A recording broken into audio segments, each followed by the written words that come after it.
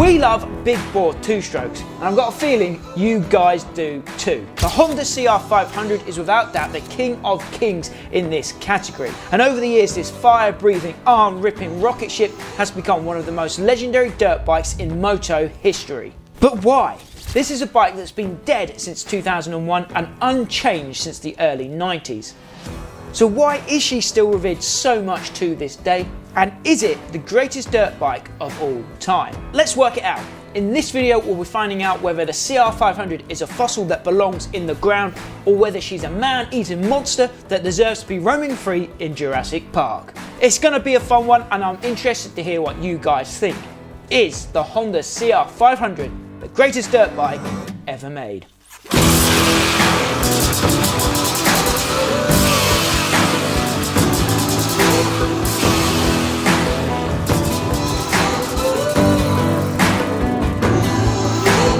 What's up guys, I'm Max and this is 999 Laser. Before we get started, make sure you drop this video a like if you love big bore two-strokes, and be sure to subscribe to the channel if you want to see more 500cc action in the future. Oh, and if you want to grab some big red swag, head over to our merch store.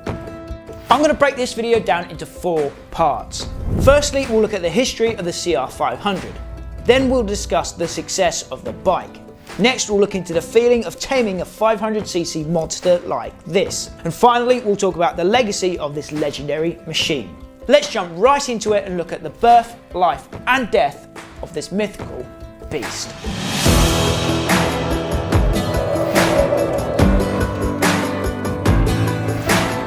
For my entire life, and for a decade before I was even born, Honda have been a dominant force in the dirt bike world. For me, the boys in red have always been giants of the game. But if you roll back the years far enough to the early days of the sport, Honda certainly weren't the all-conquering titans that we've come to know. I was pretty shocked to find out that Honda didn't win their first motocross world championship until 1979, when Graham Noyce lifted the 500cc trophy. The 500cc World Championship had been running for 27 years before Honda climbed to the top of the mountain. Although, to be fair, they'd only been producing fully fledged MX bikes for about 7 years before their championship success. But nevertheless, I was pretty surprised to find out that both Husqvarna and KTM had won world championships before the almighty Honda managed the task. Back in the early days of dirt bikes, Honda were actually famous for building reliable 4-stroke motors. And in the 60s they even built a 6-cylinder 250cc 4-stroke to compete in the 250 class. But as 2-strokes became more and more popular, Honda had to eventually follow suit. So it was in the early 1970s when Honda finally realised that in order to be competitive, they had to develop a 2-stroke machine. This machine turned out to be the ELSINORE 250, named after the Lake Elsinore GP, which was one of the biggest, most famous races of the time. The event was held in Lake Elsinore, California, where a track still exists to this day, and was featured in On Any Sunday starring Steve McQueen. Honda obviously wanted to capture the imagination of the booming American market. Originally, Honda did not make a mass-produced 500cc machine that the public could buy. The Elsinores were only 250cc bikes. But that didn't mean that Honda did not race the 500 class. Back then, AMA rules were different, and works machines didn't need to be production motorcycles as they do today. So in 1976, Honda produced their first Grand Prix MX machine, the RC500, which was a thoroughbred race machine and not available to Joe Blow. Whilst the factory racers enjoyed the RC500, the general public had to wait until 1981 to get their hands on a big bore Honda. At the time, Mako had the 490, KTM had the 495 and Yamaha were running the 465. So to align with this trend, Honda unveiled the CR450, which received real bad reviews, like worst bike of all time bad reviews. So back to the drawing board they went. Honda followed up the CR450 with 2 versions of the CR480 in 1982 and 1983. These were said to be decent all-round bikes. Then in 1984, Honda unveiled their first fully fledged 500cc monster. And apparently this is the most powerful dirt bike that Honda have ever produced, with a reported output of over 60 horsepower. However, the 1984 model, which was an air-cooled machine, had some serious problems and was actually nicknamed the Ping King. The bike had a misshaped dome in the head and would detonate like crazy. It would overheat and was very difficult to start. But this was just the first step in the CR500's remarkable journey. In 1985, Honda released the first water-cooled CR500, and this bike remained pretty much unchanged for 1986 and 1987, although the 1987 model did have disc brakes up the front and out back. The 1985 to 1987 models were said to be the most violent versions of the bike, meaning that they was the hardest hitting, most ferocious of the bunch. But funnily enough, these years are also considered to be the best for the CR500. In 1988, Honda started to tone down the CR500 to make her more rideable and easier to start. Although I've seen many people struggle to kick post-88 models into life, so I don't even want to imagine what the harder to start versions were like.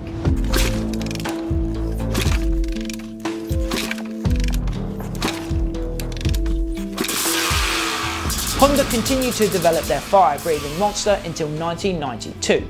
When once again the dirt bike world started to change and evolve. At this time, Honda, KTM and Kawasaki were the only top manufacturers producing open class machines.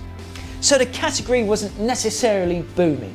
And then in 1993, the AMA axed the 500cc National Championship, marking the beginning of the end not only for the CR500, but for all big bore machines. After 1992, Honda stopped all development of the CR500, and the bike remained unchanged until its ultimate death in 2001, when Honda finally ceased production of their legendary machine.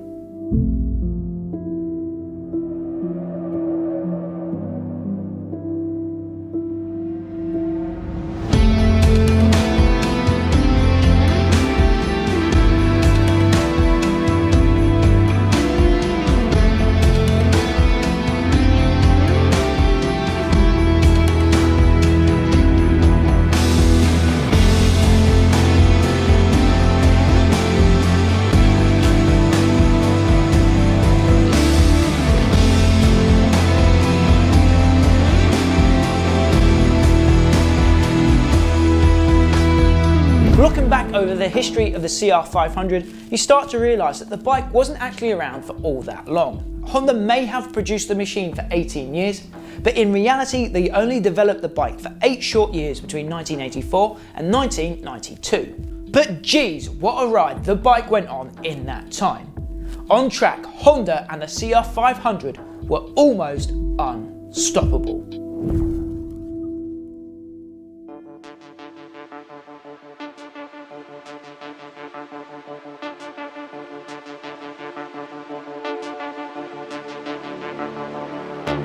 In the pre-CR500 days, Honda were reasonably successful in the open class. As already mentioned, Graham Noyce won the 500cc World Championship in 1979 for Honda, and that success was followed up by Andre Malherbe, who won the championship in 1980 and 1981. Over in the States as well, they found some success in the pre-CR500 days. Marty Smith won Honda's first 500cc national championship in 1977. Smith had previously won the 125 championship for Honda in 1974 and 1975. And then Chuck Sun won the open class title in 1980, and Darrell Schultz did the same in 1982.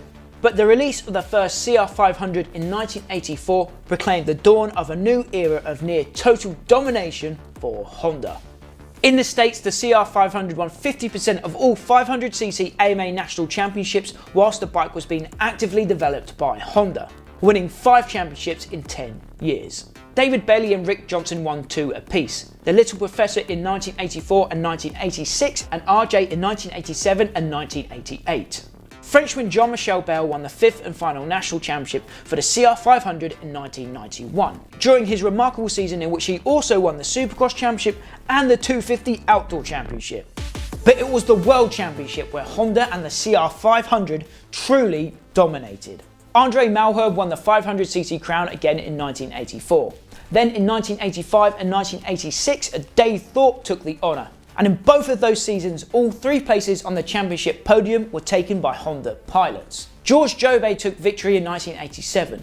Eric Gabors was champ in 1988, and Dave Thorpe climbed to the top again in 1989. And once again in that season, all 3 podium places were taken up by Honda men. Gabors claimed his second 500cc championship in 1990, and George Jobé conquered the class in 1991 and 1992. That's 9 consecutive world championships for Honda and the CR500. By my count, Suzuki are the only other manufacturer to hold a record better than that. They won 10 straight 125cc world championships in the 70s and 80s, but Honda by far had the best record in the Premier class. Marcus Hansen was the last man to find world championship success on the CR500. He won the 1994 world title. So whilst Honda actively developed the bike and pushed for success in the class, they never lost a world championship. And they even picked up another title after they had moved their focus away from the category. I think this unparalleled level of success on the racetrack helped develop the cult-like following and adoration for this bike. But it wasn't the only reason. As 3-time world champion and certified CR500 tamer, Dave Thorpe tells us.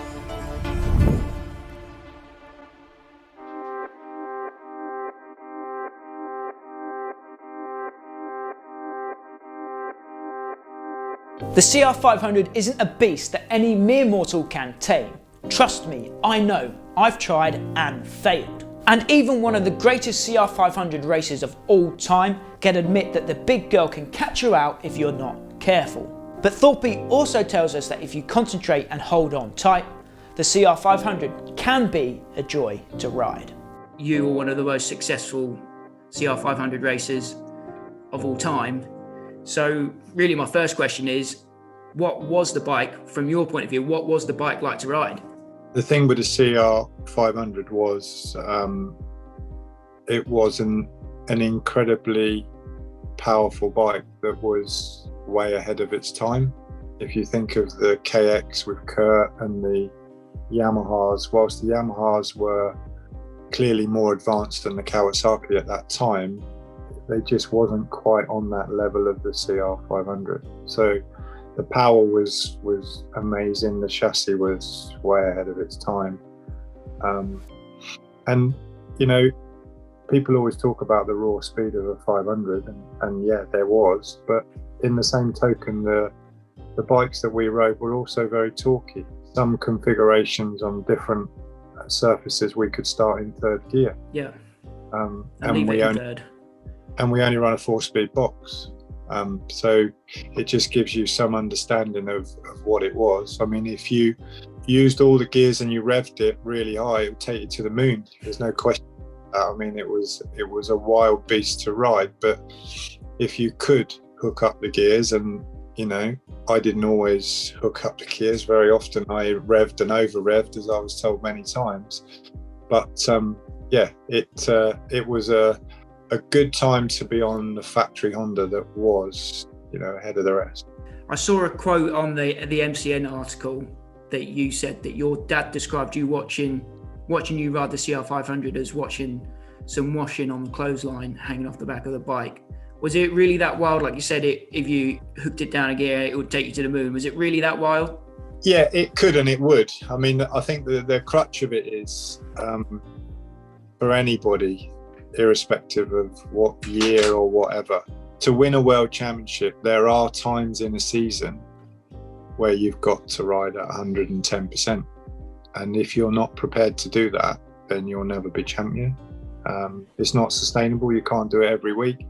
But there were times when, when you've really got to let it go. And yeah, that would be when Dad described it as a bit of washing hanging off the back. But it's not that type of riding, especially on the CRs, was not sustainable, because sooner or later it was going to bite you back. And when they did bite back, they bit back hard, as many of us will vouch for. You said that the bike was way ahead of its time. What do you think a modern rider would think of a CR500? I think if you put Tim Geiser, for instance, on one of our old bikes, you know, top athlete today, I think we would all be amazed at the competitiveness that he could show on that bike, albeit a bike from the 80s. I think it would surprise a lot of people. But I think if you could put a CR500 in a modern day chassis, I think it would be a phenomenal bike. Yeah, I think there's a lot of people that pay a lot of money to see Tim Geiser ride that bike. Yeah, Geiser, Ken Roxon, anybody like that. It would be good to watch, but I think it would genuinely surprise a lot of people, because the bike was it was super competitive back in the day, and I still believe in a good chassis would be the same.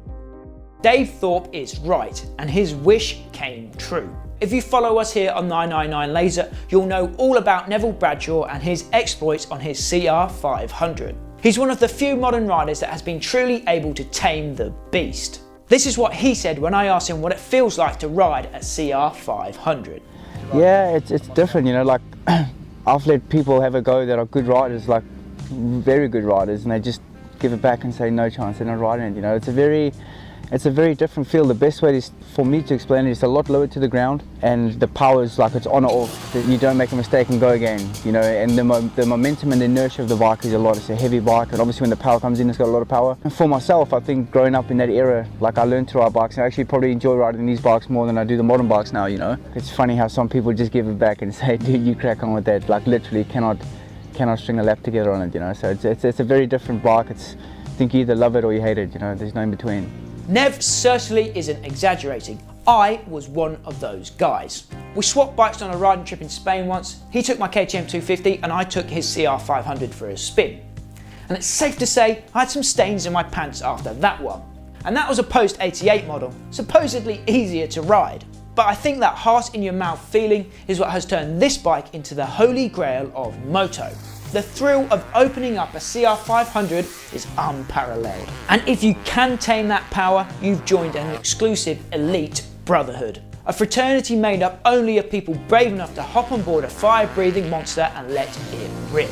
I think that's how the CR500 has been able to build up its cult-like following. And that's also how people like my buddy Ken Kaplan have been able to build real, legitimate, big bore loving communities in their local areas. And for me, I think that's why the CR500 may be the greatest bike of all time. Are there any other bikes in the history of motocross that have been able to build such a massive and dedicated following? I sure as hell can't think of any that can match what the CR500 has achieved. For proof, I just look at the viewing figures and the engagement levels of any CR500 video on my channel or elsewhere. People just love watching and discussing the beast. Even after all these years, the CR500 really does strike a chord with moto fans around the world. Some of the most heartfelt, well thought out comments I've ever received have come on our CR500 videos. The bike just brings people together. Max, well, the whole team, you relate to so many people worldwide. It's fantastic what you do with the two-stroke channel and everything you do with 999 Laser. I get emotional. It's fantastic. Thanks so much, man. Hearing stuff like that, it really does make our day. Back in the day, if you rode a CR in Australia, Asia, America, Europe, Canada, you rode the same bikes, so we all had a common thread. And it shows today, like the lads I've spoke to through your channel, check out to Rumpelstiltskin and Dr. Hugo and people like that, yeah. And Desperate Dan from Australia, amongst hundreds of others, you know, there's that common thread. To answer the ultimate question posed at the start of this video, is the CR500 the greatest dirt bike of all time? I don't know if it's possible for me to answer conclusively. I've certainly not ridden every dirt bike ever made, and I've only ridden 2 500s in my time. But taking into account everything we said in this video so far, I would have to say that Big Red is certainly a front runner in this fight. How many bikes could still be winning races at 22 years old? Last year, Neville Bradshaw proved that the CR500 is well and truly capable of that. As documented in our For the Love of Two-Stroke series, Bradshaw won races and battled for podiums on his 1998 CR500 against modern 450s. Nev claimed victory on technology that is almost 30 years old. 30 years from now, do you really think a 2021 KTM 450 SXF is still going to be winning races? To be honest, I can't see that happening.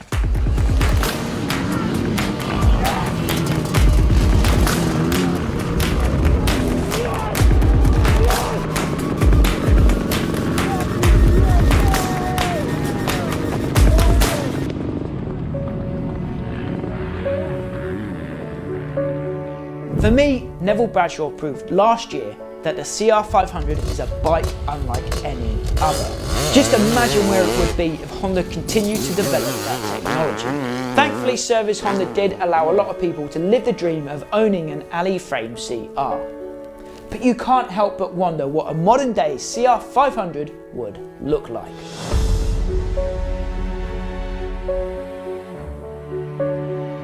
I guess we've just got to be grateful that with events like the Farley Castle Vets Motocross Designations and Ken Kaplan's 500 Shootout, together with the racing efforts of people like Neville Bradshaw and the awesome vintage and Evo communities around the world, we still get to see and enjoy the CR500 ripping up the racetrack every now and then. I'm going to finish off this video by asking you guys, is the CR500 the greatest dirt bike ever made?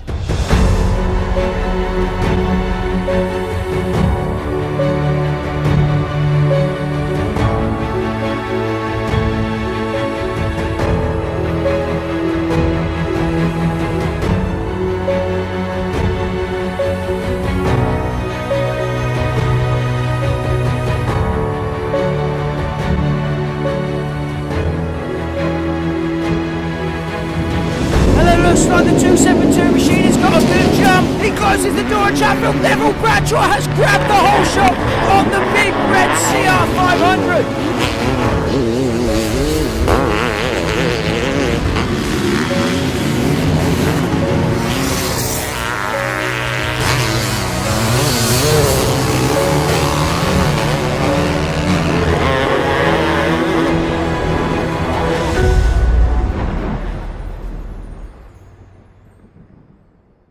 Thanks for watching, guys. I hope you enjoyed this little love letter to Big Red.